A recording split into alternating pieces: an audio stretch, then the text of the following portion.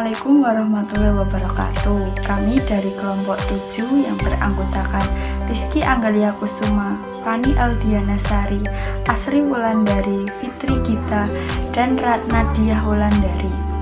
Di sini kami akan menjelaskan mengenai indera pendengar atau telinga. Apa sih indera pendengar atau telinga itu? Jadi, indera pendengar atau telinga adalah organ yang mampu mendeteksi, mengenali suara, dan juga peran lebih besar dalam keseimbangan dan posisi tubuh. Telinga pada hewan vertebrata memiliki dasar yang sama dari ikan ke manusia, dengan beberapa variasi sesuai dengan fungsi dan spesies.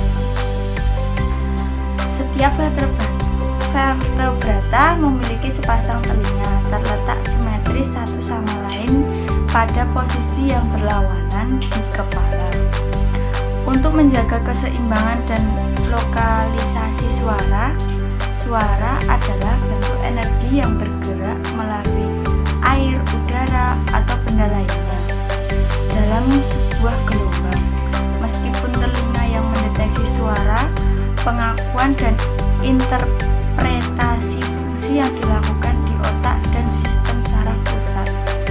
Terdengar stimulasi disampaikan ke otak melalui saraf yang menghubungkan telinga dan otak.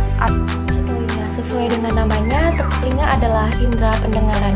Berarti telinga akan menangkap suara di sekitar kita, kemudian diproses lebih lanjut sehingga otak mengenali suara tersebut. Selain itu, organ pendengaran juga memiliki fungsi lain yang tidak kalah penting sebagai menjaga keseimbangan tubuh kita.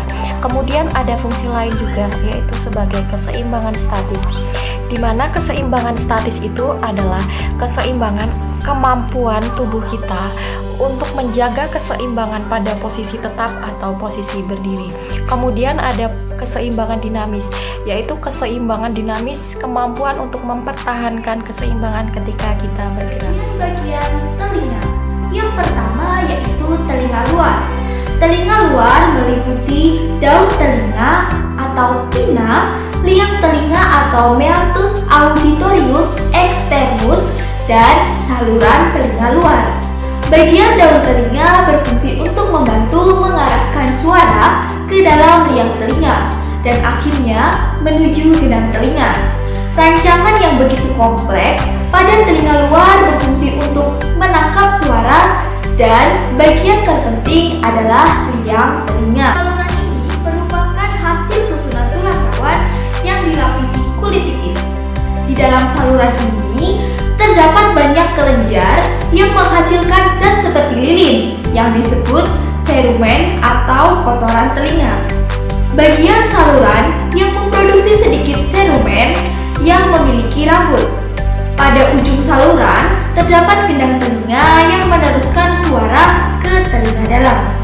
Daun telinga manusia mempunyai bentuk yang khas, tetapi bentuk ini kurang mendukung fungsinya sebagai penangkap dan pengumpul getaran suara. Bentuk daun telinga yang sangat sesuai dengan fungsinya adalah daun telinga pada anjing dan kucing, yaitu tegap dan membentuk saluran menuju gendang telinga. Yang kedua, telinga tengah. Bagian ini merupakan rongga yang berisi udara untuk menjaga tekanan udara agar seimbang. Telinga tengah meliputi gendang telinga, 3 tulang pendengaran yaitu martir atau malleus yang menempel pada gendang telinga, serta tulang landasan atau incus.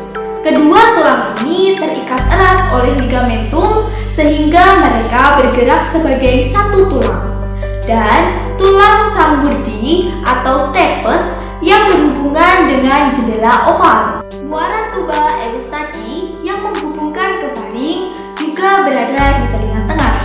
Getaran suara yang diterima oleh gendang telinga akan disampaikan ke tulang pendengaran. Masing-masing tulang pendengaran akan menyampaikan getaran ke tulang berikutnya.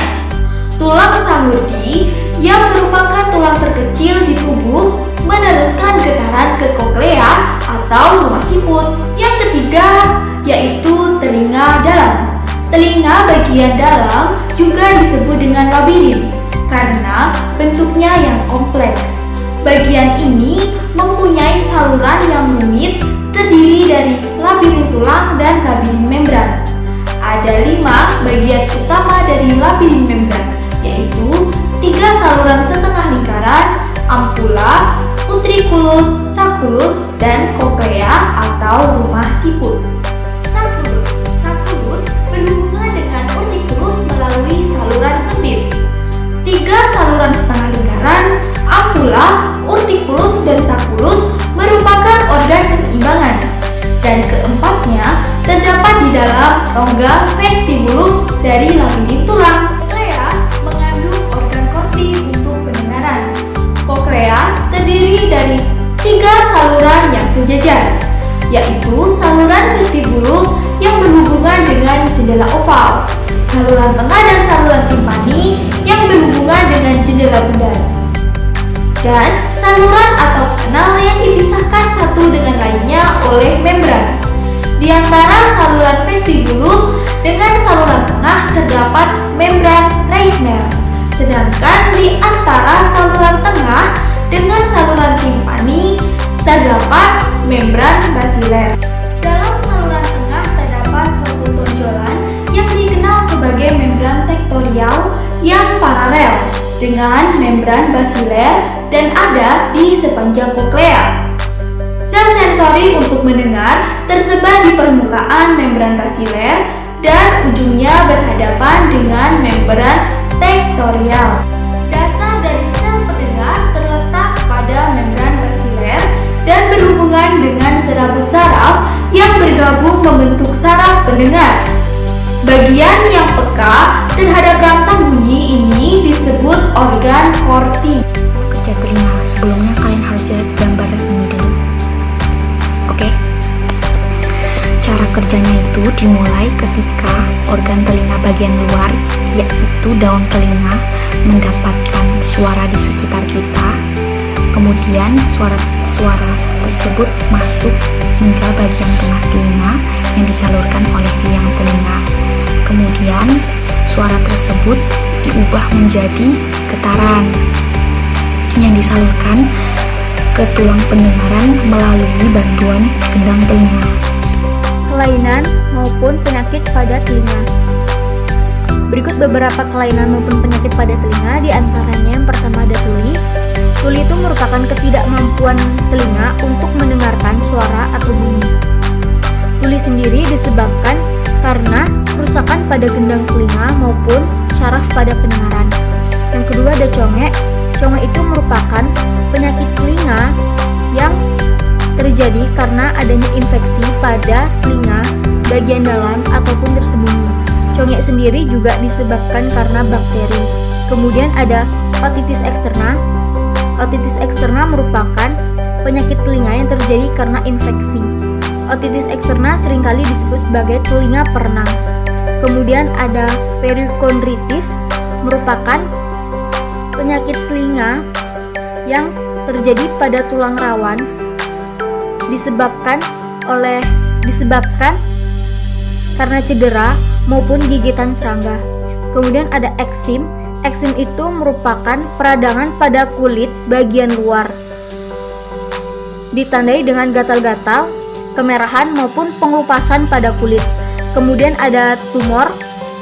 Tumor itu ada yang jinak maupun ada yang ganas.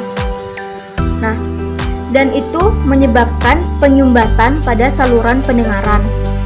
Ada 3 contoh tumor dari saluran pendengaran.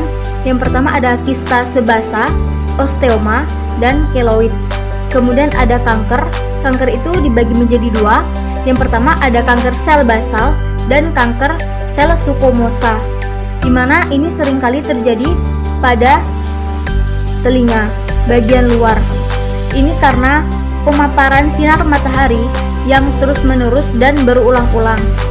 Pencegahan dininya bisa dengan pengangkatan kanker itu sendiri maupun dengan terapi.